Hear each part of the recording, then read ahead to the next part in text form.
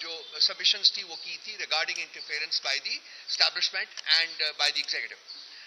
تو ان کا یہ کہنا کہ جی ان کے دور میں نہیں ہوا ڈز ناٹ مین کہ انٹرفیئرنس نہیں ہوتی رہی یا انٹرفیئرنس نہیں ہو رہی. ہماری کنٹینشن یہ ہے جیسے کہ پاکستان کے تمام جج صاحبان کی ورچولی اب یہ کنٹینشن ہے کہ انٹرفیئرنس پاسٹ میں ہوتی رہی ہے اور اب بھی ہو رہی ہے. اور جب تک ہم کوئی کریڈیبل میکنزمز نہیں ڈیولپ کریں گے اس وقت تک ہوتی رہے گی. اور ان کریڈیبل میکنزم کے ساتھ ساتھ ایک اور امپورٹنٹ چیز یہ ہے کہ آپ نے ان لوگوں کو جن کو original letter of the Islamabad high court میں امپلیکیٹ کیا گیا ہے, that means the executive and the intelligence agencies and their operators, ان کے خلاف اگر آپ پیونیٹیو ایکشن نہیں لیں گے تو یہ انٹرفیئرنس جاری رہے گی. یہ ہماری کنٹینشنز ہے. سو آج کی سچویشن جو ہے وہ یہ ہے کہ ایک طرف پاکستان کے چیف جسٹس صاحب کھڑے ہوئے ہیں اور دوسری طرف پاکستان کی تمام جوڈیشری کھڑی ہوئی ہے.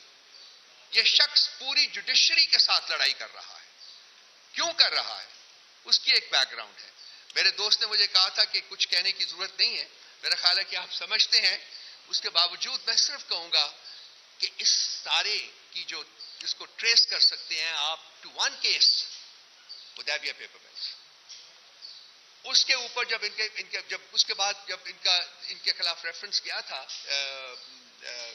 فیض آباد دھرنے کے سلسلے میں بعد گیا تھا, تو اس میں بھی انہوں نے میرٹ کے اوپر رسپانس نہیں کیا تھا اور بالکل آل شریفین کی طرح انہوں نے بھی ایک ٹیکنیکلٹی کا سہارا لے کے اپنے آپ کو بچایا تھا کہ میں کسی اور کی مسڈیڈس کی رسپانسبلٹی نہیں لے سکتا. آل شریفین کی طرح رسیدیں انہوں نے بھی نہیں دی تھی کہ یہ پراپرٹیز کہاں سے آئی ہیں. سو ایک صرف کیس کو اپنے ذہن میں رکھیے اور ان کا کانڈکٹ میرا خیال ہے کہ آپ کو سمجھ آ جائے گی. اوور ٹو ابو ذر.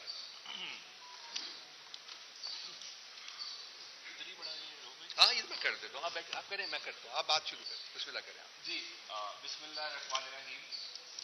دیکھیں یہ جو ایشو ہے میری نظر میں جو اس وقت جوڈیشری کا ہے, یہ انڈیپینڈنس آف جوڈیشری ہے جو ہمارے آئین کے اندر ایک سیلینٹ فیچر ہے. یہ سپریم کورٹ خود کہہ چکی ہے 2015 میں کہ انڈیپینڈنس آف جوڈیشری جو ہے وہ آپ کا بنیادی خد و خال جو ہے آپ کے آئین کے اندر اس کے اندر فال کرتا ہے اور اس پہ بالکل کمپرومائز نہیں ہو سکتا. اب جو انڈیپینڈنس آف جوڈیشری ہے وہ جوڈیشری کا اپنا ذاتی ایشو بھی نہیں ہے. میں آپ کو بتاتا ہوں کیوں. دیکھیں آپ کے آئین کے ہے اندر آرٹیکل 9 وہ کہتے ہیں ایکسیس ٹو جسٹس جو ہے جو ہم سب پاکستانیوں کا ہے وہ ایک بنیادی حق ہے جو ہر اس شخص پہ جو اس ملک کا شہری ہے وہ اس کا بنیادی حق ہے ایکسیس ٹو جسٹس. اگر جوڈیشری کے اندر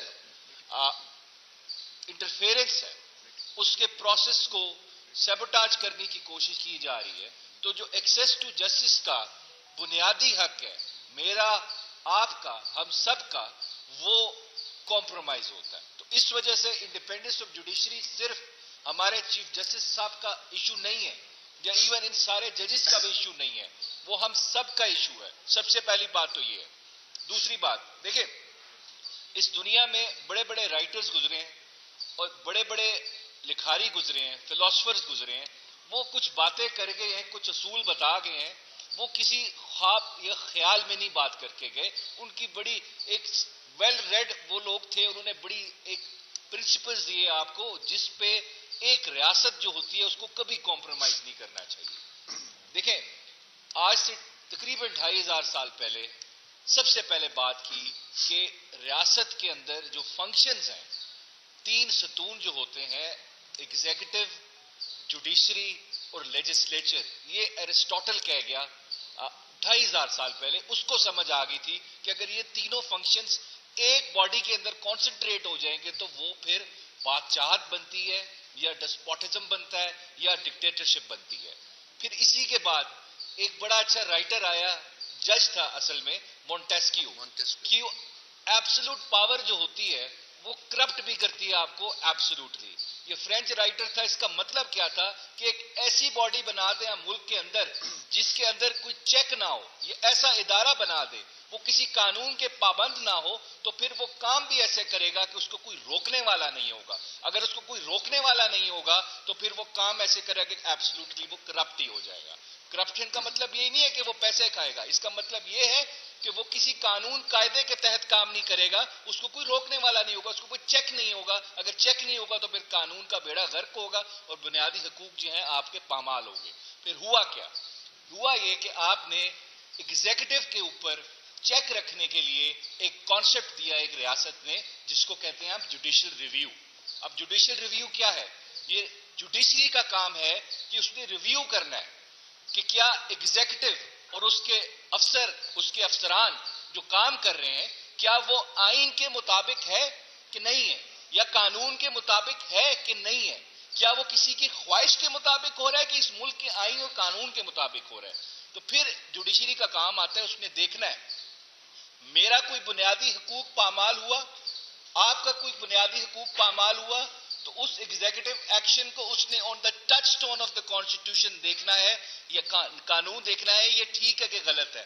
تو اس کے لیے اگر جوڈیشری کو اتنی بڑی ذمہ داری دی گئی ہے تو اس میں بنیادی بات کیا ہوگی کہ جوڈیشری اس ایگزیکٹو کے انفلوئنس سے باہر ہو۔